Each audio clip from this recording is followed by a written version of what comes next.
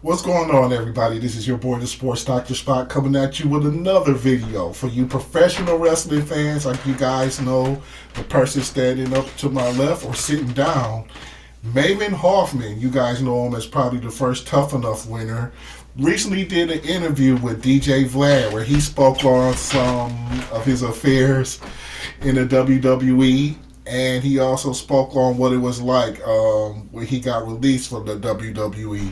So without any further wait, let's check out what Maven has to say.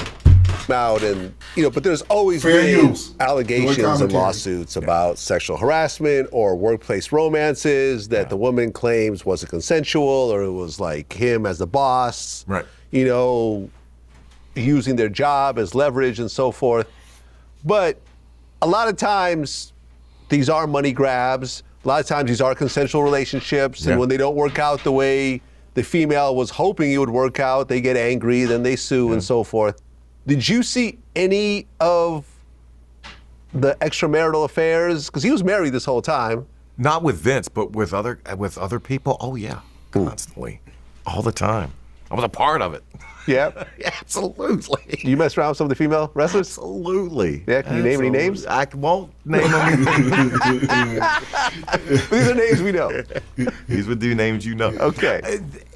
It's when you're on the road for 300 plus days. Oh yeah. You're with these people. I was with these people more than I was my own family. Yeah. And they become almost like, they become the people you lean on. If you have a good day, a bad day, well, guess what? You're with them. And if something great happens in your life, you're going to want to have someone to celebrate it with, and vice versa. If there's something really shitty happens in your life, you're going to want someone to lean on.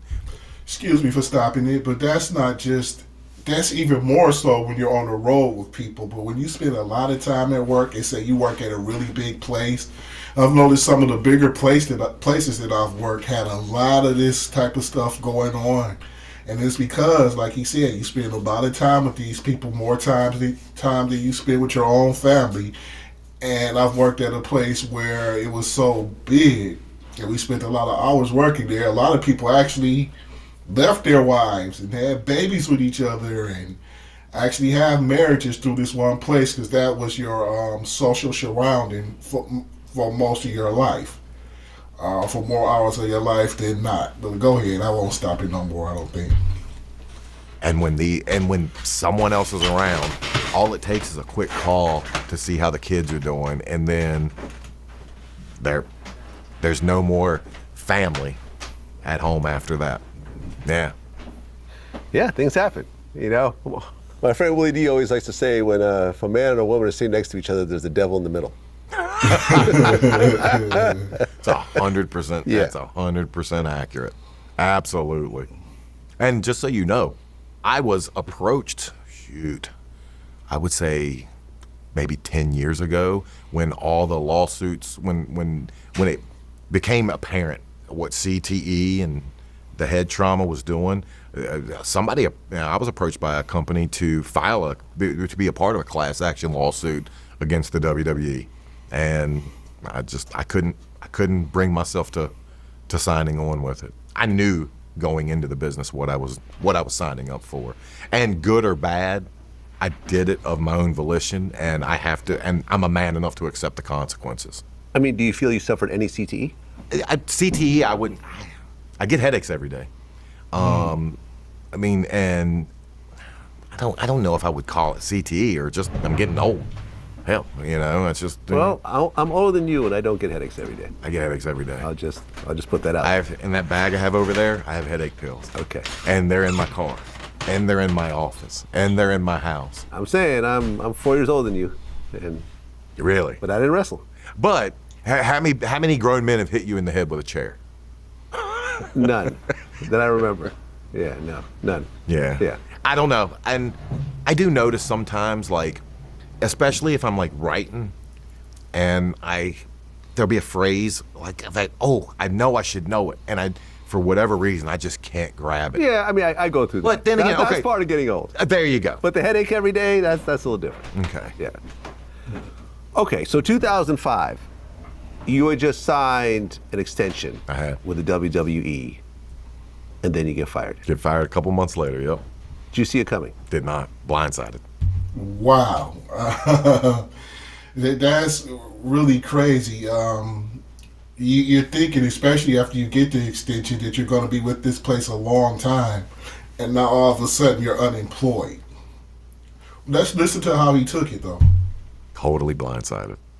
Didn't see it coming to the point to where I had just landed, went to, since we now had a dress code, I had a clothing shop that I went and I just bought $800 worth of new clothes for the road.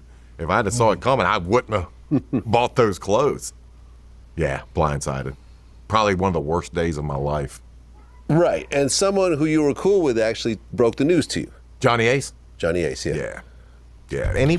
Johnny Ace, for those who don't know, was I believe he was the booker at the time, or he was the WWE executive, John Laurinaitis. Johnny Ace was John Laurinaitis for people who know John Laurinaitis. And he was, listen, just like with the scout telling me, he was blunt, he was honest, and I could get mad at the situation, but I couldn't get mad at him because what he was telling me, I knew. I mean, he was giving me reasons that I knew. Yeah. Bottom of my He heart. said that you really weren't training hard enough and weren't taking the sport as seriously as the other guys. Is that true? 100% true. 100%. So the other guys would be in the gym constantly and practicing, and no? Not the gym. Oh, I had no problem getting to the gym. The gym was fun. I could go to the gym and work on my body. What I wasn't doing was getting down to the ring.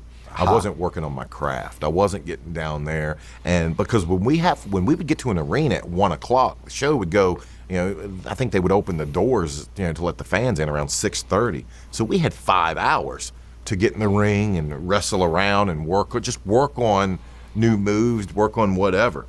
And that's where if I had one thing to go back and undo and redo, it would be that. They would see me down there every chance. They would see me wanting to get better.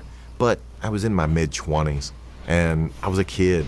I loved way more what wrestling could give me than what I could give wrestling, if that makes sense. Well, right, because you're only 29 at the time. Yeah. 28. 28? Yeah. Right. You're still in your 20s. Little baby.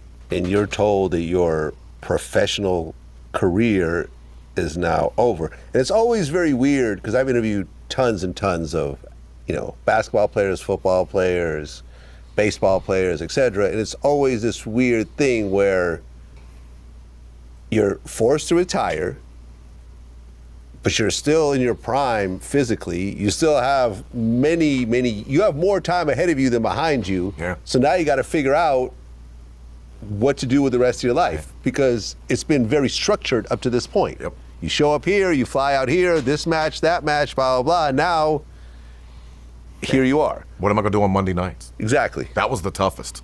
Right. You said you went through a few days of just straight depression. Complete. I didn't leave the house. My phone would ring. I didn't talk to anybody. And what I didn't know at the time, because I ignored everyone, is a lot of people got released on that same day. Like a lot of people. And, if I probably should have leaned on other guys that were going through the same. But more than anything, I got used to and I enjoyed being known as Maven the Wrestler. That's how people would introduce me. Family members would introduce me. Yeah. And I didn't know what. Yeah, and a lot. That's with any physical sport. A lot of these guys have to retire at young ages, and it's like, what do I do with the rest of my life? I've pretty much made most of the money I'm going to make for my rest of my life, and I'm 29. That's in most cases. I'm 29 years old. I'm a professional athlete or a professional wrestler. I can't wrestle in the WWE anymore if I'm a professional wrestler. So what do I do with the rest of my life? What does he do on Monday nights, he asked. This is your boy, the Sports Dr. Spock, and that'll be it for this video. Join me on Sundays with Mike Love for the Sports Dr. Spock, for the Mickey Coleman Mike Love podcast. Don't forget to hit that like and subscribe. Trolls, go ahead and leave your comments. I take all comments. I won't delete you unless you're just too stupid. You know what I'm saying? Unless you just go too far. But take it easy. It's your boy, the Sports Doctor Spock, and I am out.